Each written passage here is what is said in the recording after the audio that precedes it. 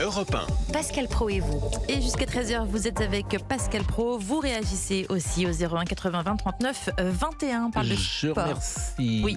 pardonnez-moi, je remercie grandement Baptiste Morin de nous avoir accompagnés Avec sur ce plaisir. sujet brûlant, et merci d'être toujours présent, comme toute la rédaction d'Europe 1 d'ailleurs, qui nous accompagne depuis les 15 jours et qui vient régulièrement éclairer ces sujets et surtout dialoguer avec les auditeurs. C'est ça qui est intéressant, parce que vous êtes le spécialiste et vous pouvez mieux leur répondre peut-être que d'autres le feraient. Oui, et surtout leurs témoignages nous sont très précieux parce que ça donne des retours réels du terrain.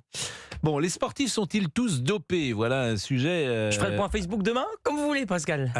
on va en parler dans une seconde. Ah, les sportifs c'était sont-ils un tous point dopés? Facebook sur... Non, mais c'est pas grave. C'était un teasing, mais avant cela... Ah, pardon, excusez-moi. Ce que je voulais vous dire, c'est que avant de parler des sportifs sont-ils tous dopés, je Oui. voulais effectivement que vous nous disiez sur la page Facebook Merci beaucoup. ce qui peut se dire. Non, parce que c'est déjà arrivé qu'on ami. oublie de faire un point, alors Ah, bon, excusez-moi. jamais, ami. Non, jamais. Ami. Bon, ami. Et vous avez eu en plus une bonne idée, parce que le 10 millième Donc le 10 millième, c'est un repas, c'est un repas, mais le et 5 millième, il vient ici en studio avec nous, eh ce ben serait bien, non? ça c'est une bonne idée. Mais Ah alors oui, s'il oui. habite loin, qu'est-ce qu'on fait? On lui paye son... Ah bah oui, mais de toute façon, c'est à vos frais, hein. De toute façon, toutes les mesures qu'on est en train de prendre, c'est à Donc, vos frais, Pascal. Ah bon, d'accord. Non, s'il ça vous dit habite pas, du coup c'est possible, pourquoi pas, allons-y. Bon, qu'est-ce qu'on nous allez, dit sur c'est la parti, page sur Facebook. Claude écrit: quand on entend le témoignage de Sébastien qui est obligé de se priver à cause du carburant, ça fait mal au cœur. Pour Gérald, cette hausse n'est pas prête de se terminer. Et on finit avec René: moi, la voiture, j'ai arrêté, je prends le bus désormais, c'est moins coûteux. Bon, le dopage. Le dopage dans le sport, c'est un serpent de mer. Le dopage dans le football, c'est assez rare. J'entends d'ailleurs souvent des personnes qui sont persuadées que le football est protégé, parce qu'il y a très peu de contrôle, pense-t-il, et parce que les intérêts financiers seraient trop importants et on ne veut pas mettre le football par terre comme le cyclisme a été mis par terre à un moment. C'est ce que je peux entendre. On va être avec Jacques Vendroux. Bonjour, cher Jacques. Comment ça va, mon petit garçon? Mais ça va très bien, mais vous venez même plus nous voir maintenant. Vous êtes au téléphone. Je suis à Calais, À où j'étais Calais. rendre visite à ma maman qui a Ah. 99 ans. Voilà, Bon. c'est tout. Bah, Voilà. écoutez, d'abord vous la saluez, Ça vous votre dérange pas? maman. Non, ça, non seulement ça ne me dérange pas, mais je trouve ça admirable. En revanche, avant de parler Oui. du dopage, et au plus ancien, ce nom dit évidemment quelque chose, parce que c'était le plus ancien, Oui. c'était le Oui. doyen des internationaux du football français. C'est le gardien oui, Dominique, légendaire du Stade de Reims, et il est décédé aujourd'hui. De l'OGC Nice aussi. Exactement, il est décédé aujourd'hui à 95 ans. Je crois d'ailleurs que vous l'aviez interrogé pour Europe 1 il y a quelque temps. Exactement, on a été le voir avec Jean-François Pérez il y a environ un an. On a été le voir à Corté, dans sa bergerie. Il nous avait reçus, pour Europe 1, on l'a d'ailleurs diffusé la saison dernière. Il nous avait refait sa vie, il nous aurait fait ses souvenirs. En tous les cas, c'était d'abord un très très grand gardien de but, et surtout, c'était quelqu'un de bien. Voilà, c'était quelqu'un de très attachant. Dominique Colonna, évidemment, Dominique Colonna, le plus voilà. ancien des internationaux français vivants. Bon, Jacques, on va parler effectivement de Pogba, après une saison de cauchemar à cause notamment de blessures.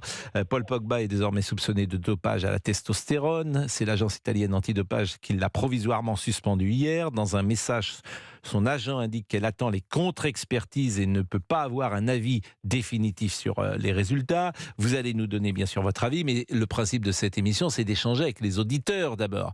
Et on est avec Lionel. Bonjour Lionel. Le dopage dans le football. Je disais que parfois certains imaginent que le dopage, on ne veut pas trop chercher dans le football pour le protéger. Je voulais connaître votre avis. Bonjour. Bonjour Monsieur Pro, comment allez-vous? Je vous trouve de plus en plus en forme. Vous vous dopez? Non, alors... Vous bégayez là. Mais je n'ai jamais rien pris de substance illicite de ma vie, mais je n'ai jamais fumé, je le dis souvent, un pétard de ma vie. Donc qu'est-ce que vous voulez? Et que je me soigne qu'à l'aspirine. Donc je suis un drôle de zigoto par rapport à la génération d'aujourd'hui. Oui, si vous le dites, oui. Bah, Donc, vous n'avez pas l'air de me pour le croire, en foot. tout cas, ça me fait plaisir. Parce que... Si, tout à fait, je vous crois. Tout ce que vous dites, je vous crois. De toute façon. Oui, mais vous pouvez surtout. Je vous assure, je prends rien, moi. Je prends rien. Je prends du café, je prends du Bérocal le matin. Voilà ce que je prends comme dopage. Moi, de la vitamine C. Moi, j'ai 56 ans. Je n'ai jamais été malade de ma vie. La seule chose que je prends, moi, le matin à jeun, c'est du radis noir. Du jus de radis noir. Ah bon? Je ne savais même pas Voilà. que ça existait, ça, le jus de radis noir. Ah, c'est très bon pour le foie. Le foie, c'est le moteur du Je ne corps. savais même pas que les radis noirs existaient. Bon, parlons du dopage de Pogba. Qu'est-ce que vous en pensez? Bah, je suis pas étonné. De toute façon, pour moi, beaucoup, on va dire que plus de 80% se dopent pour moi. Mais oui, mais pourquoi vous dites ça? Vous n'avez, c'est ça, Parce qu'il y en a qui ça sont m'agace gaulés. parce que moi j'ai été dans le foot. J'étais comme Jacques journaliste et puis Bon, je suis bon, passé bon. un moment aussi dirigeant. Je peux vous dire que les joueurs de foot, c'est insultant de dire ça parce que c'est pas vrai. C'est pas vrai. Moi, je parle peut-être pas les jeunes.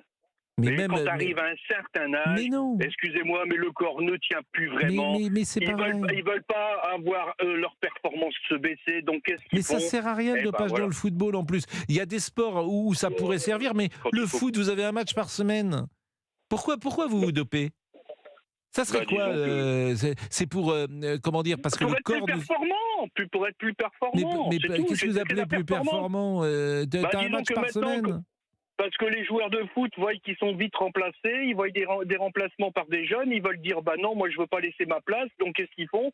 Bah ils se dopent. Mais il y a des contrôles, la être preuve encore qu'il y a plus. des contrôles, c'est que Pogba. Oui, les contrôles, c'est comme certains agents fiscaux, quoi. Ça passe ou ça passe mais pas. pourquoi quoi. Je veux vous dire, dites voilà, c'est tout. En fait, vous me sidérez tous. L'affaire Parce qu'on vit Pogba pas, montre. parce qu'on vit pas chez les bisounours, monsieur. Mais Vous dites que vous étiez journaliste, vous croyez que les dirigeants de société ouais, monsieur Pro, on les dope. Je veux dire, bah non. il y a des contrôles. Oui, mais des Dans contrôles. le championnat de France, tous les Vous week-ends, il y savez a des comment ça marche, contrôles. on sait comment ça marche les contrôles. Mais pourquoi vous dites hein, on? En fait, vous me sidérez. On sait qui on. Qui Bah, on? Vous savez comment ça marche, vous? c'est les gens, on en parle autour de moi. Mais sur quelle base? Moi, je peux dire n'importe quoi aussi. Je peux dire, je ne sais pas dans quel domaine vous êtes, Lionel. Moi, je suis dans le commerce, moi. Donc, les commerçants sont tous des voleurs. On le sait. Bon, bah, non, voilà, pas les on en commerces, parle pas entre les nous. commerces, On en pas parle les entre nous. commerçants, Bon. les Non, je suis pas d'accord avec garagistes et vous. tout ça. Ah, Mais les je veux garagistes? Les garagistes, Non, c'est tous des non, voleurs, non. je veux dire. Bon. Voilà, non, je suis pas garagiste. Vous Non, êtes non, quoi? mais Non, mais c'est je suis normal, ils agacé cherchent par la ça. performance. Mais Ils je vous cherchent la répète, performance. mais Pogba montre, comment dire, Mais Pogba, il y a un certain âge maintenant, il commence à se fatiguer. Il a fait mais du sport pendant tout jeune. le contrôle montre précisément que certains joueurs sont dopés et ce contrôle prouve qu'il y a possibilité de regarder à quoi marchent les footballeurs. C'est ça que je comprends pas dans votre raisonnement. Il y en a qui se font gauler, il y en a qui se font pas gauler, c'est tout. Je veux dire. Mais ceux qui ne voilà. sont pas gaulés, comme vous dites, c'est ceux qui se droguent pas. Oui. Donc vous pensez par exemple, quand vous voyez les joueurs de l'équipe de France, vous êtes dans votre salon et vous dites, ils sont tous dopés. Moins les jeunes. Moins Bah les oui, jeunes. mais ça veut Moins dire les quoi, moins moins de les 30 ans, jeunes on va dire.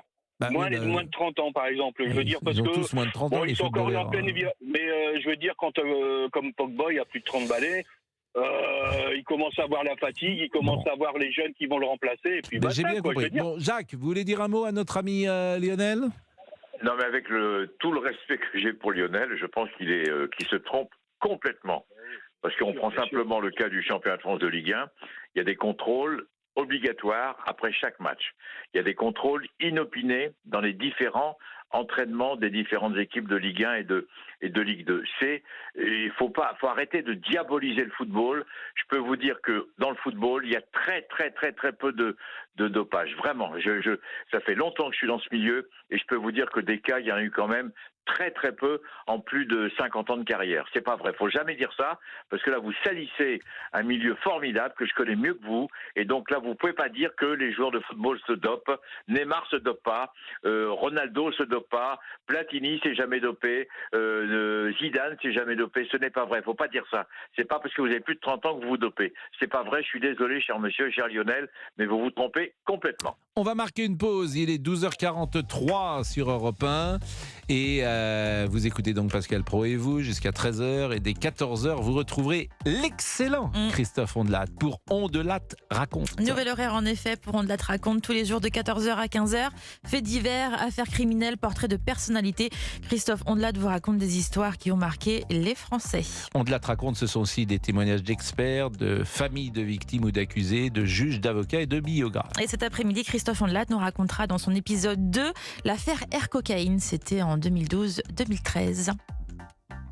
Europe 1. Pascal Pro et vous. Bel après-midi sur Europe 1, Pascal Pro et vous. La suite avec vous, Pascal Pro, et on parle des sportifs. Sont-ils dopés? Jacques, j'ai l'impression que vous avez fait fuir notre auditeur Lionel. Vous avez été un peu virulent peut-être avec lui. Je sais pas ce qu'en pense. Ah non, j'ai pas. Ah ben si, vous avez. Ah oui, je pense. non. Oui, c'est ça. Je Jacques a pense, été très dur Jacques- et il est Jacques- parti. Jacques, vous pouvez pas faire ça parce que nos auditeurs, c'est quand même. Vous lui avez mal parlé. Qu'est-ce que je lui ai mal parlé? Je lui ai simplement dit, gentiment, il se trompait Bah oui, mais du complètement, coup, c'est il a tout. raccroché. Ah mais non, alors ça veut dire qu'on n'a pas le droit d'avoir de débat. Non, pas avec les auditeurs. Les auditeurs ont toujours raison. Ça, c'est la base. Alors il a raison qu'on entretienne, que les footballeurs sont Non, dopés. mais Voilà, d'accord. bon. Alors, on va voir si Olivier est du même avis. Olivier qui habite. Bonjour Olivier, vous habitez où? Oui, bonjour Pascal, j'habite Calais. Ah ben vous habitez Calais? Ah ben Oui. vous êtes dans la même ville que l'ami Jacques, puisque Jacques est à Ah bon? Calais aujourd'hui, Ah puisque d'accord. en fait Jacques bon. et sa. Votre maman est née à Calais, Jacques? Oui, Et vous-même, vous êtes né à Calais? on est tous nés à Calais. Vous êtes tous. Donc d'abord, vous appelez tous Jacques dans votre famille de père en fils depuis la 1750. Moi, je suis Jacques-Philippe VII. Vous êtes, vous êtes Jacques Philippe VII et vous avez quand même rompu la tradition parce que votre fils ne s'est pas appelé Jacques Philippe. Non, j'ai demandé à mon père Oui. si je pouvais changer parce que c'était Jacques-Philippe VIII, donc c'était beaucoup. Donc ça faisait beaucoup. Et donc, Mais mon c'est vrai père m'a ou pas ce que vous autorisé. dites? Parce que je ne sais Mais jamais si c'est vrai. Votre père Je vous s'appelait jure, Jacques Philippe et votre grand-père s'appelait Jacques Philippe et votre arrière-grand-père s'appelait Jacques Philippe. Je suis Jacques-Philippe VII. Moi, je suis le 7e. D'accord. Et ils sont tous dans un caveau à Coulogne, à côté de Calais. D'accord, Les 7. mais alors Pas les votre- 6. mais Moi, ça a j'y suis été- pas encore. mais votre père, il a accepté donc que votre fils ne s'appelle pas Je Jacques lui ai Philippe. téléphoné, je lui ai dit, papa, voilà, je veux avoir un fils, etc. Hmm. Est-ce qu'on peut trouver une solution, Jacques-Philippe, au XXe siècle? Il m'a dit, il n'y a pas de problème, mais tu lui donnes le 2e et 3e prénom. Donc mon fils, que vous connaissez, Oui. qui est journaliste, il s'appelle Baptiste Jacques-Philippe. Voilà, Bon. vous savez tout. Voilà, donc vous êtes à Calais, comme notre ami Olivier. Olivier, vous habitez où dans le Calais? Parce que Jacques doit connaître sans doute. Oui, alors moi je connais Coulogne, c'est juste à côté. Moi j'habite Calais-Centre. Calais-Centre. Calais. Centre. Donc voilà. Bon, Eh bien, moi aussi. Voilà. On peut se voir si vous voulez. oui, bien sûr. je ne vous le Bien conseille sûr. pas, Olivier. Il va vous demander de payer son repas, ça va pas être sympa. Bon, dites-nous, que pensez-vous du dopage dans le sport, du dopage dans le football? Est-ce que, comme beaucoup de gens, vous pensez que tous les sportifs sont plus ou moins ne carburent pas qu'à l'eau minérale? Je vais le dire comme ça. Oui, et alors moi je pense que tous les sportifs ne carburent pas à l'eau minérale, non, se dopent. Alors à petite ou moyenne échelle, hein, mais je pense que le dopage a une page d'avance sur nos détections qu'on peut avoir, en fait. Donc vous pensez Je que les pense que- contrôles qui existent ne contrôlent pas le dopage? Pas actuellement. On va dire que le dopage qu'on contrôle aujourd'hui était bon il y a 3 ou 4 ans, mais les gens qui Mais s'occupent du pourquoi vous dopage, pensez ça? C'est ça qui m'intéresse. Pourquoi vous pensez ça? c'est parce que on voit des records comment dire, exploser. En etc. foot, il n'y a pas de record. Qu'est-ce qui a changé en foot? Qu'est-ce qui a Bah, en changé en foot, foot? Physiquement, les gens sont plus forts qu'il y a 30 ans, sans doute. Ça court plus. Le pressing est plus important de la première à la 90e minute qu'avant. Mais les joueurs sont mieux entraînés. Peut-être mieux entraîné, mais une petite anecdote, en 98, à la Coupe du Monde, il y avait Marie-Georges Buffet, ministre des Sports, qui avait demandé, comment dirais-je, un contrôle de dopage à l'équipe de France qui a été refusé. Je n'ai pas souvenir de ça. Je ne sais pas, Jacques, c'est vrai ça qu'il y avait un contrôle qui avait été proposé aux joueurs de l'équipe de France et ce contrôle n'avait pas été. Vous m'étonnez parce que ça dépend pas de Marie-Georges Buffet. C'est la sélection, c'est la FIFA qui fait les contrôles. C'est pas Marie-Georges Buffet qui était ministre des Sports. Pendant le stage préparatoire à Clairefontaine, il y a eu ce qu'on appelle des contrôles inopinés sur l'équipe de France de football qui participait à la Coupe du Monde, comme toutes les équipes nationales qui sont venues en France en 98. C'est obligatoire. En revanche, si vous refusez, vous êtes sanctionné, suspendu. Et à ma connaissance, les joueurs de l'équipe de France n'ont jamais été sanctionnés et suspendus. C'est une loi, c'est comme ça. Celui qui refuse, il est exclu de la compétition immédiatement. En tout cas, il y a Non, de la mais là, défiance, Olivier. Moi, ce qui m'intéresse toujours, c'est de connaître la raison de la défiance. Parce que vous n'êtes pas, a priori, dans le milieu du football. Si, j'adore le football, Oui, mais j'adore le sport. C'est Bien entendu, sûr. mais vous êtes un spectateur engagé, mais vous ne travaillez pas dans le monde du football. Non, du tout. Et Non. malgré ça, vous avez une forme de défiance. Alors c'est vrai qu'on se méfie de tout aujourd'hui, et quand vous voyez quelque chose, c'est une performance, vous ne l'imaginez pas naturelle. Si ça peut être naturel avec les effets nouveaux, avec les nouveaux matériaux, etc., l'entraînement, etc. Mais je pense que oui, il y a du dopage dans le sport et dans tous les sports. Non, mais qui en est? Nous, on ne dit pas qu'il n'y en a pas, hein. Attention, la preuve, Paul Pogba, et il va falloir attendre évidemment la contre-expertise. Mais regardez, Céline Géraud entre dans ce studio. Donc Céline, elle a été sportive de haut niveau. Oui. On est avec des auditeurs, ils sont tous persuadés que les sportifs de haut niveau se dopent. Mais non. Ils en sont persuadés. Bon, vous étiez judoka, vous n'allez pas dire que vous... Évidemment que ça a peut-être dû exister dans votre milieu. Peut-être connaissiez-vous des judokas dopés. Il y a eu une période, les diurétiques, effectivement les anabolisants, mais l'effort aujourd'hui, en tout cas sur les sports de combat, il est tellement intense et on est sur de la résistance, de l'intensité, de la vitesse. Il n'y a aucune substance qui te permet d'améliorer tes performances. Et typiquement le football, la testostérone, c'est très rare en fait. C'est plutôt une substance qui est prise dans les sports de force et c'est assez surprenant. Mais c'est aussi possible de l'avoir en gel. Alors, est-ce qu'il s'est massé avec une crème à la testostérone? Enfin, tout est possible. On aura le professeur Mondard, d'ailleurs, dans l'émission tout à l'heure pour en parler. Le professeur Mondard, qui a fait de la lutte contre le dopage une de ses spécialités depuis autant d'années. Je vous remercie beaucoup, Olivier, en tout cas, et bonne journée à vous. Oui, merci Pascal. Je remercie Jacques Vendroux. Vous embrassez votre maman, Jacques? Merci mon Pascal, c'est gentil, je vais lui dire. Et votre maman, donc vous nous avez donné son âge tout à l'heure, elle a un âge... Maman, alors je suis chez elle. Maman, Pascal Pro t'embrasse. Voilà, c'est fait, en direct. Et elle a quel âge votre maman, Jacques? Elle va avoir 99. Bon, écoutez, c'est vrai que c'est un... Âge canonix. Non, mais c'est un âge, bien sûr, mais embrassez-la et prenez évidemment soin d'elle. Céline, vous avez 40 secondes pour nous dire le menu. En plus de Pogba, dont on parlera à 13h45, on reviendra évidemment sur cette petite révolution dans le monde de la recherche. Vous avez vu ce traitement contre le cancer développé par une biotech nantaise d'ailleurs, qui pourrait changer la vie des patients atteints d'un cancer du poumon en stade avancé. Et on reviendra aussi justement sur le problème du permis de conduire, qui, vous le savez, va changer à partir d'aujourd'hui. Voilà. Permis de conduire il n'est pas concerné, notre ami, parce qu'il a le permis, mais je crois que notre ami Olivier Guénec ne souhaite pas conduire. Ah mais non, mais en Paris. plus ma maman veut vendre ma voiture, Pascal, parce qu'elle estime que je conduis trop mal. Non mais c'est vrai, c'est un vrai conflit familial. En même temps, vous en servez assez peu de votre voiture. Ça. Donc merci. Qu'est-ce qui change Merci. Voilà, pour bien sûr. L'infirmier va vous reprendre tout de suite, bien évidemment. Et puis vous reviendrez demain matin. Merci Pascal. Merci cher Pascal. Géraldine. À demain. Oui. Merci Fabrice. Merci, à demain. Bien évidemment. Rendez-vous demain. C'était Pascal Pro sur Europe 1, retrouvé sur europe1.fr en podcast. À tout de suite. Pascal Pro sur Europe 1.